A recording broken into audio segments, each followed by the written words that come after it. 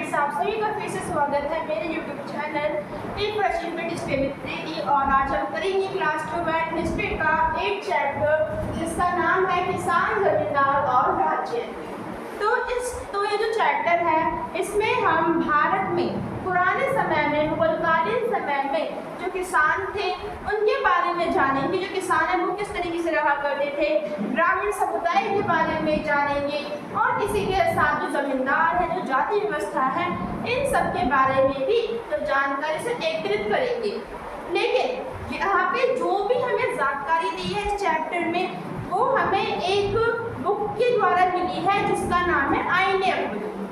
आईने अकबरी जिसको अबुल फजल ने लिखा था, और जो अबुल फजल है उसने वाली जो बुक है वो अकबर के कहने पे लिखी थी। तो चलिए इसको शुरू करते हैं। तो सबसे पहले तो हम यहाँ पे किसान और कृषि उत्पादन के बारे में जानेंगे कि पहले के टाइम पे जो किसान थे किस तरीके से रहा करते थे, वो कौन कौन सी तकनीकों का उपयोग किया करते थे। तो देखिए, पहले तो ये समझिए कि भारत में 85% जो जनसंख्या है वो पहले कहाँ पे रहा करती थी, गाँव में रहा करती थी, क्योंकि गाँव से इन्हें फसलें मिलती थी। और पहले के टाइम में ये जो खेती वाला जो व्यवसाय है वो बहुत ज़्यादा प्रचलित था।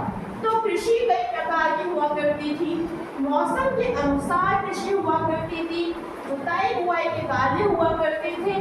और 85% जो लोग हैं वो कहाँ पे रहा करते थे, गाँव में रहा करते थे। इसके बाद अगर हम बात करें कि भारत की जो धरती है वो कैसी थी, अगर हम ये बस ये बोले कि जो भारत की जो धरती है वो बस उपजाऊ थी, गलत हो, क्योंकि भारत में कई प्रकार की जो रत्न है वो आ जाते हैं।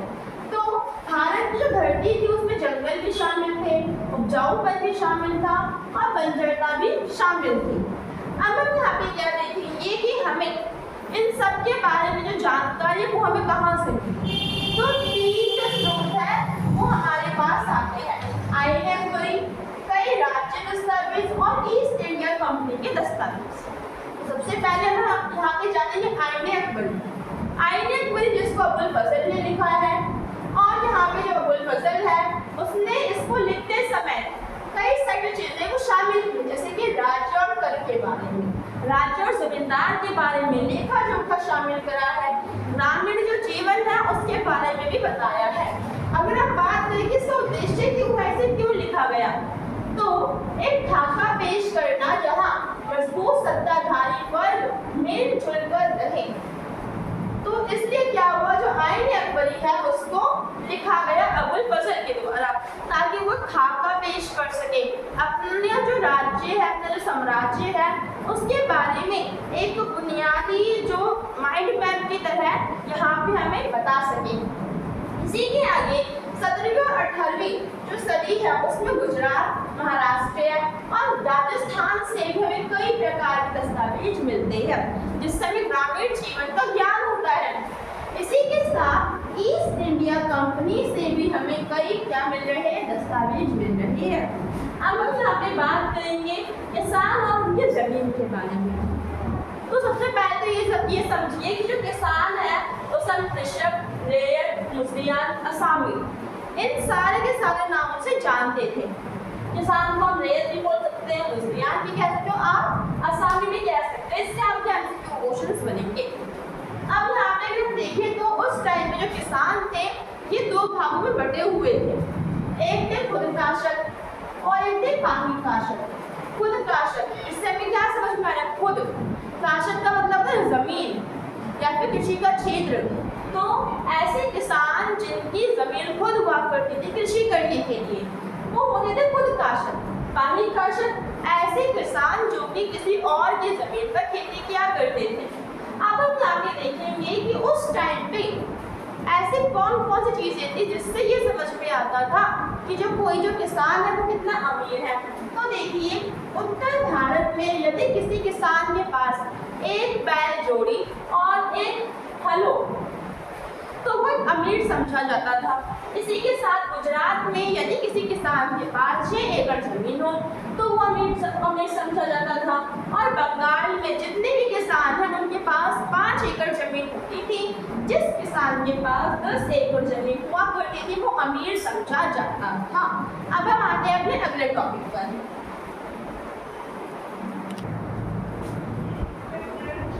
तो अब हम यहाँ पे क्या देखेंगे, सिंचाई और तकनीक। इसका मतलब कि उस टाइम की जो सिंचाई है वो किस तरीके से की जाती थी, कौन कौन सी तकनीकों का यूज किया जाता था खेती को करने के लिए। सिंचाई का मतलब क्या होता है कि हमारी जो फसलें हैं उसमें पानी डालना।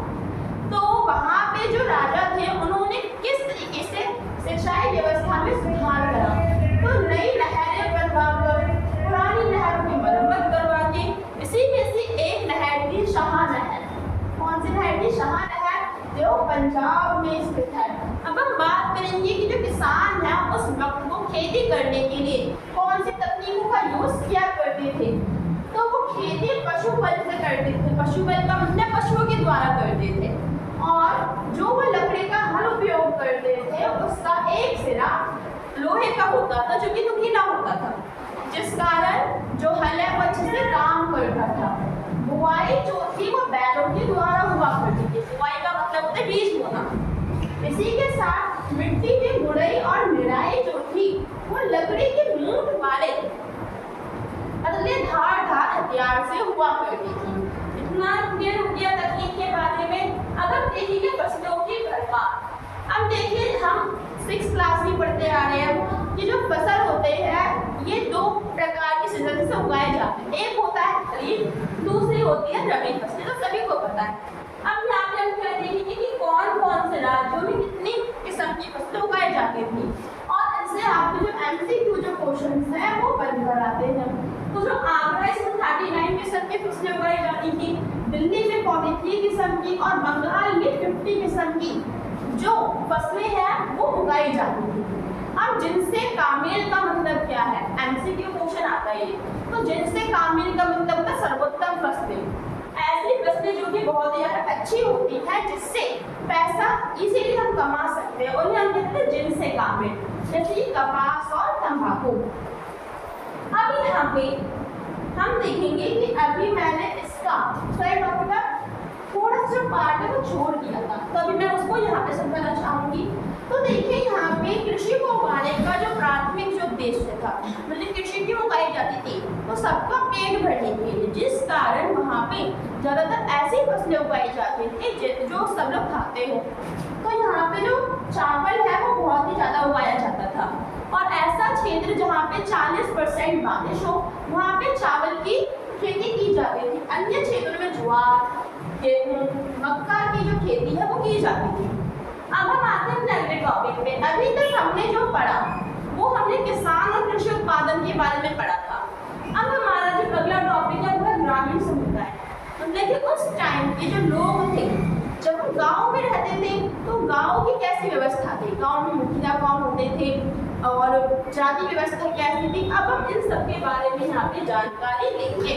तो देखिए ग्रामीण समुदाय के 3 घटक होते थे, एक था खेती, दूसरा था पंचायत, तीसरा था मुखिया। अब हम देखेंगे कि गाँव में क्या होगी, ज्यादा से ज्यादा जाति होगी, जाति व्यवस्था होगी। जाति व्यवस्था के नाम पे जुड़ी बातें सोची होंगी और अन्याय ज्यादा होगा। तो जाति के कारण गाँव में कई समुदाय बने हुए थे, और गाँव में नीच किसान जिनकी जाति कम है, थोड़ी सी नीची है, उनकी संख्या ज्यादा थी।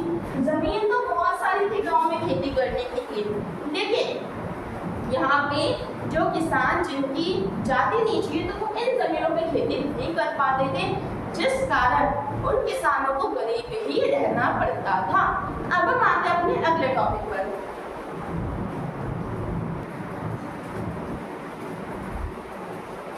और इसी के साथ यहाँ पे मुसलमान जो समुदाय थे उसमें हलाल कुरान जो जाति थे उसको नहीं समझा जाता था। बिहार में मल्ला मजदाओं को नीच समझा जाता था, जिनका अर्थ था नाविक के पुत्र, और यहाँ से भी आपका जो के क्वेश्चन है वो बनता है। इसी के साथ गौरव जाति जो कि जुताई का कार्य क्या करते थे, और गुज्जर जाति है वो भी ऊपर उठी, अर्थात इनका भी जो विकास है वो हुआ, क्योंकि इनका जो कार्य था उसमें उन्हें मुनाफा मिला, जिस कारण इनका भी जो विकास है वो होते रहा। अब हमें यहाँ पे देखना है पंचायतें और मुखिया। तो यहाँ पे जो पंचायतें थी वो हम सबको पता जाता है कि जो गांव है उसकी देखरेख करने के लिए 5 लोगों का समूह हुआ करता था, जिसका कार्य था कि गांव की समस्याओं को हल करना। उसको हम कहते थे पंचायत। लेकिन उस टाइम पे जो पंचायतें थी वो अलग अलग हुआ करती थी। वो भी मैं आपको बताऊँ कि कैसे इसमें भिन्नता पाई जाती थी। इसी के साथ इसका जो फैसला था सबको मानना पड़ता था। यहाँ पे जो सरदार बनता था उसको मुकद्दम कहते हैं। इससे आपका एमसीक्यू क्वेश्चन आता है। अगर हम बात करें कि इसका चुनाव है वो किस तरीके से किया जाता था, तो गांव के जो बुजुर्ग लोग हैं वो उसका चुनाव करते थे, इसका सरदार का। और सरदार तब तक अपने पद पे बना रहता था जब तक उसे बुजुर्ग बर्खास्त नहीं कर देते। इसी के साथ सरदार का जो काम था, इसका जो कार्य था वो था आमदनी व खर्चों का हिसाब किताब रखना। यहाँ पे आता है आम खजाना। आम खजाना एक तरह से तो अगर हम बोलते हैं कि पैसों का भंडारण है आम खजाना। और इस आम खजाने में गांव के हर सदस्य द्वारा योगदान दिया जाता है। अब इसकी जो कार्य है वो है कि अगर कोई अधिकारी आता है तो उसकी खातिरदारी करना, उसकी खातिरदारी करना। अगर कोई प्राकृतिक विपदा आती है तो उससे लड़ने के लिए, बांध निर्माण के लिए और सामुदायिक कार्यों के लिए हम आम खजाने का उपयोग किया करते थे। अब हम यहाँ पे क्या देखेंगे कि जो पंचायतें हैं इनका कार्य क्या होता था। तो पंचायतों का कार्य था कि जाति हद। इसका मतलब ये है कि उस टाइम पे जो लोग हैं वो अपनी जाति की हद में रहे, मतलब किसी और जाति के समुदाय के व्यक्ति या फिर लड़के से विवाह ना करेंगे। इसी के साथ अगर कोई ऐसा करता भी था तो उसे दंड के रूप में 2 दंड मिलते। पहला, उसे जुर्माना देना पड़ता था, और दूसरा, अगर वो नहीं जुर्माना दे पा रहा तो उसे गांव से निष्कासित होना पड़ता था। इसी के साथ जो पंचायत है ये जमीन से जुड़े हुए जो मुद्दे हैं उसको भी सॉल्व करने का काम किया करती थी। आगे आता है कि जाति पंचायत। अभी मैंने आपको बताया था कि जाति में विभिन्नता पाई जाती थी। इसका मतलब ये है कि गांव में जितनी जातियां होती थी उन जातियों के लिए अलग अलग पंचायतों का निर्माण होता था। और कई बार गांव से किसान भाग जाते थे। इसका कारण है कि उनके ऊपर कर का कुछ ज्यादा ही बोझ होता, वो कर नहीं चुका पा रहे हैं, जिस कारण उन्हें गांव से भागना पड़ता। उन्हें बुनियादी सेवा या फिर जीवन जीने के लिए जो बुनियादी आधार है वो नहीं मिल पाता। और कभी कभी अगर उन्हें कोई जुर्म करा है, कोई दंड करा, कोई अपराध करा है तो उससे बचने के लिए भी ये गांव से भाग जाते हैं। आज की वीडियो में बस इतना ही, मिलते हैं अगली वीडियो में।